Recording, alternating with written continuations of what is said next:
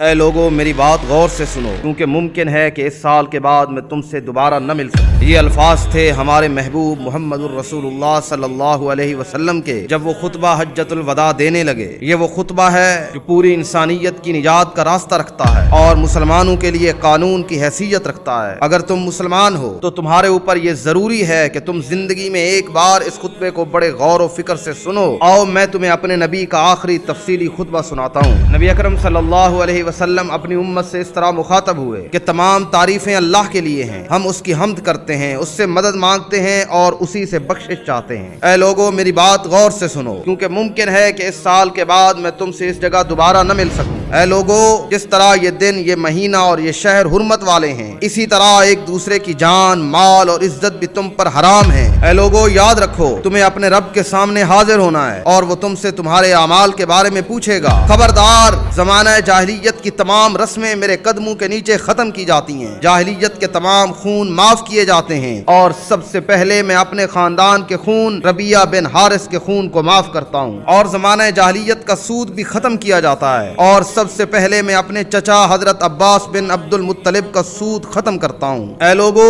عورتوں کے بارے میں اللہ سے ڈرو، تم نے انہیں اللہ کی امانت کے طور پر حاصل کیا ہے، تمہارے ان پر حقوق ہیں اور ان کے بھی تم پر حقوق ہیں، ان کے ساتھ اچھا سلوک کرو۔ میں تم میں دو چیزیں چھوڑے جا رہا ہوں، اگر انہیں مضبوطی سے تھامے رکھو گے تو کبھی گمراہ نہیں ہوگے۔ ایک اللہ کی کتاب ہے اور دوسری میری سنت۔ اے لوگو تمہارا رب ایک ہے اور تمہارا باپ بھی ایک ہے، کسی عربی کو اجمی پر اور کسی اجمی کو عربی پر، نہ کسی گورے کو کالے پر اور نہ کالے کو گورے پر کوئی فضیلت ہے، مگر صرف تقوی کی وجہ سے فضیلتیں حاصل ہوتی ہیں۔ تمام مسلمان آپس میں بھائی بھائی ہیں، کسی مسلمان کے لیے دوسرے مسلمان کا مال اس کی خوشی کے بغیر کبھی حلال نہیں ہوتا۔ اے لوگو میرے بعد کفر میں نہ لوٹ جانا کہ ایک دوسرے کی تم گردنیں مارنے لگو۔ پھر نبی اکرم صلی اللہ علیہ وسلم نے فرمایا جو لوگ یہاں موجود ہیں وہ یہ پیغام ان لوگوں تک پہنچا دیں جو یہاں موجود نہیں ہیں، کیونکہ بہت سے وہ لوگ جو بعد میں سنیں گے ممکن ہے کہ وہ ان لوگوں سے زیادہ اچھی طرح سمجھیں جو یہاں موجود ہیں۔ پھر آپ صلی اللہ علیہ وسلم نے لوگوں سے پوچھا کہ کیا میں نے اللہ کا پیغام پہنچا دیا؟